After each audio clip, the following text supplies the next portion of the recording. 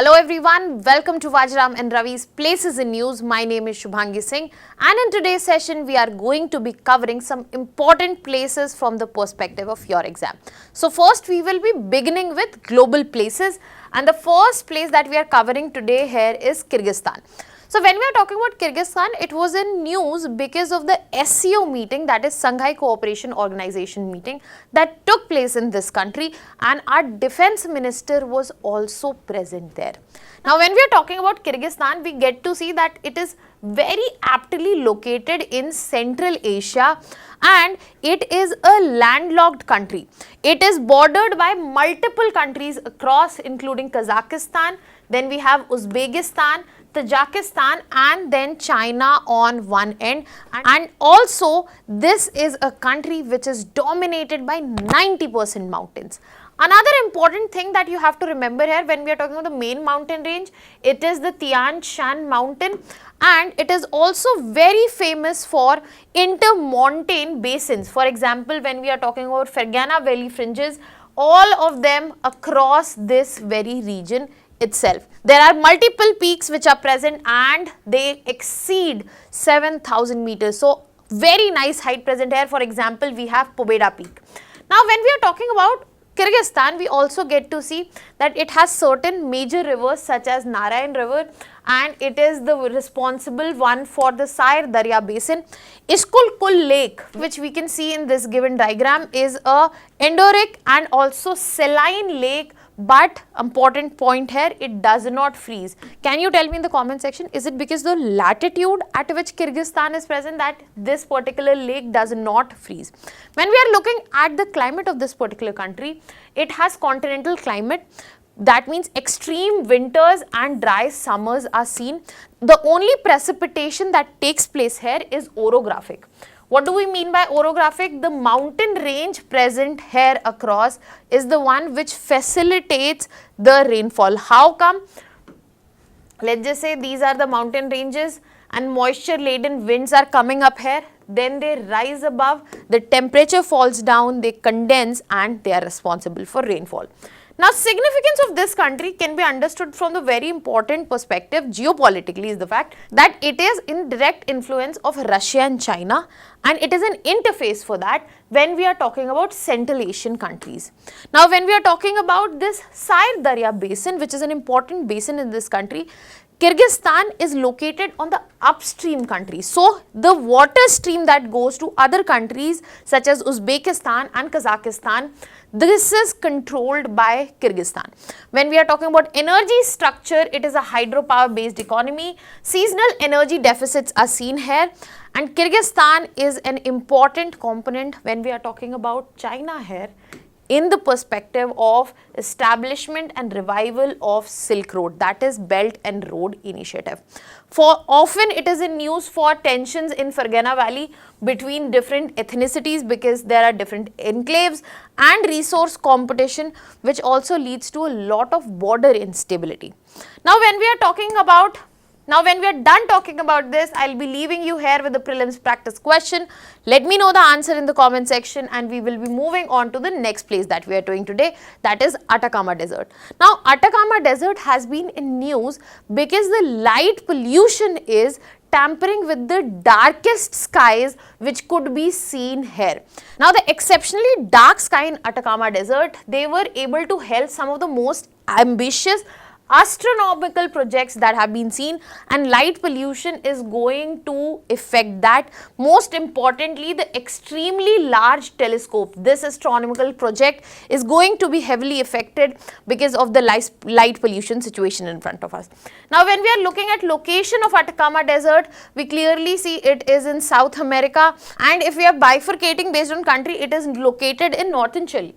When we are looking at boundaries, we clearly see on one end we have Pacific Ocean and on the other side we have Andes Mountains, which will give you an insight into how this formation of desert took place.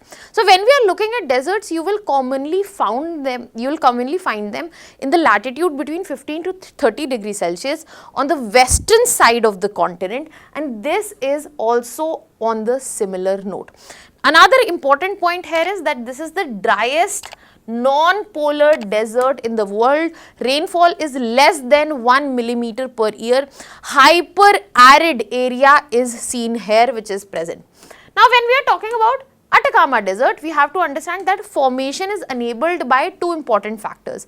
First, when we are looking at Pacific Ocean, let's go back to this very diagram.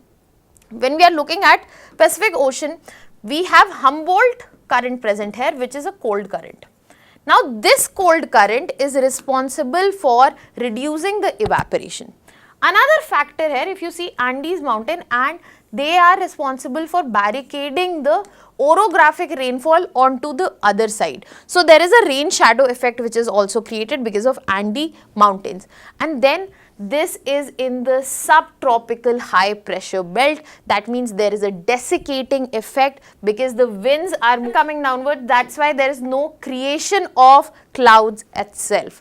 Apart from that, they are very famous for the geomorphology that is seen here. For example, the salt flats, the desert pavements, and also the nitrate deposit. Can you tell me for which industry this can be helpful and Atacama Desert directly contributes to?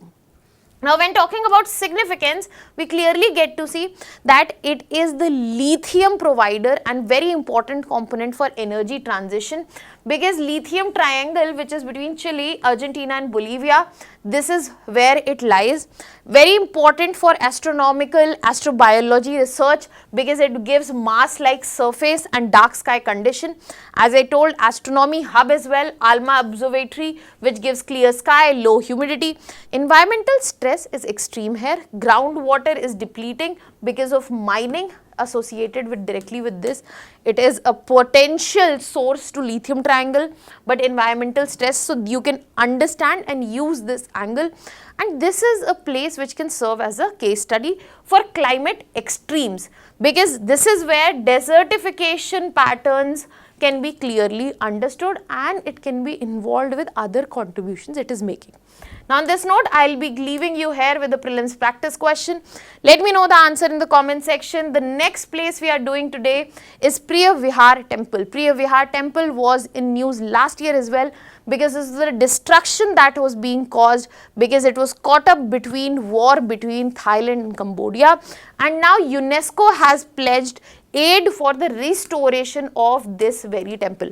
Now when we talk about Preah Vihear Temple, you can clearly see that it is located on the boundary of Thailand and Cambodia, and it is located on the Dangrek mountains which are seen here. Now this was built during Khmer Empire, 9th and 12th century, dedicated to Lord Shiva, and for the longest time it was used by the ancient kings of Angkor as well. Primarily a Hindu temple, but later with decline of Hinduism in this region, it was used for Buddhist movement as well. You can clearly see situated on a cliff top. It is a cliff top temple and gives a commanding view of plains. So culturally associated, but it also marks a very important point whenever we talk about conflict between Thailand and Cambodia. And based on International Court of Justice ruling, this was allocated, the sovereignty was given to Cambodia itself. So this also serves as an international law case study. It has always been a geopolitical flashpoint. It shows the cultural heritage, especially when we are talking about architecture, very similar to Angkor tradition which is seen, and elevated defense location is also present here because of the escarpment cliff at which it is present.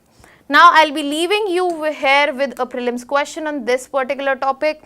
We will be moving to the next place that we are covering today, that is Padma River. It has been in news because of an unfortunate incident where we have seen a bus plunging into the Padma River. When we are talking about Padma River, it is located in Bangladesh, but we have to understand that this is a main distributary of Ganga. Now when Ganga enters, the moment it enters Bangladesh, this is where it is known as Padma, and the moment it joins Jamuna, which is the name of Brahmaputra in Bangladesh, it is known as Meghna.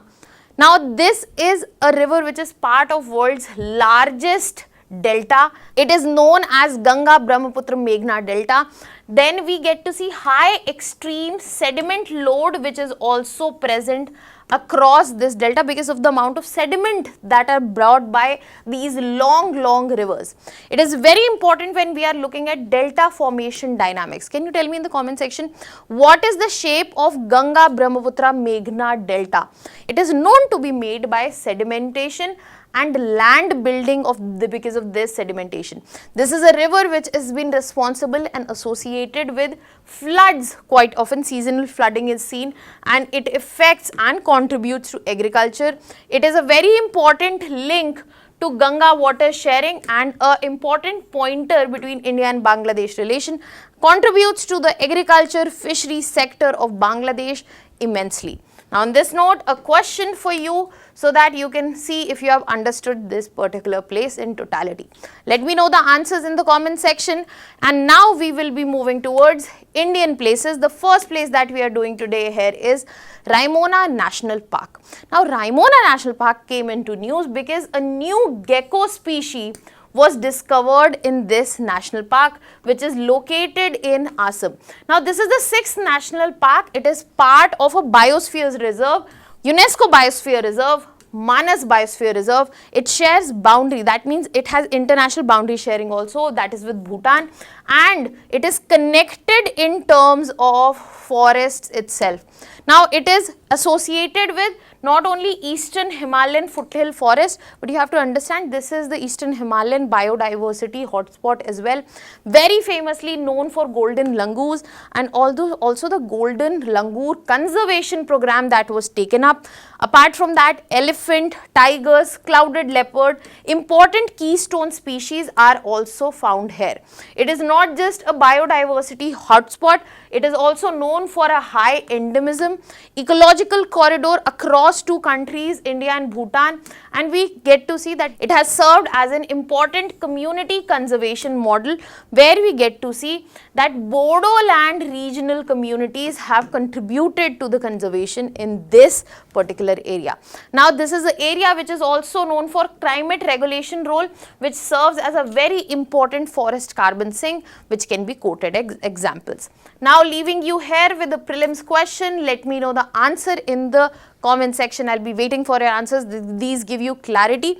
The last place that we are going to cover today is Andaman Sea. Andaman Sea again in news because of an unfortunate incident where we saw capsizing of a trawler in this particular sea, which led to loss of lives as well. Now when we are looking at the location, you have to see that first where Andaman and Nicobar Island is located. Now once you have seen Andaman and Nicobar Island, we have to move a little towards east. Now once you move a little towards east, these are the islands, and when you are moving this side, this is where you get to see Andaman. This is where we have Thailand, this is where we have the Indian islands, and we also have Sumatra right here. So on west we have Andaman Nicobar Islands, east we have Thailand and Myanmar both, and north we have Myanmar coast. South you can say Sumatra is also present, Java and Sumatra Islands. Sumatra Islands is located on this side. Now if you are looking at the geology of place, it lies as at a subduction zone. Now this is where Indian plate is going beneath the Burma plate. Can you tell me in the comment section, is Burma plate a macro plate or a micro plate? And this is where we get to see presence of Andaman Trench as well. Right here you can see the marking of Andaman Trench. So this is a geologically very active area, seismically active area. Apart from that, ecologically known for coral reefs, mangroves. And can you tell me in the comment section which is a big infrastructure project which is coming across this island, which is also in news. Now looking from the significance of this place, it gives a huge perspective into the seismic activity that takes place. This was the place which was source of tsunami in 2004.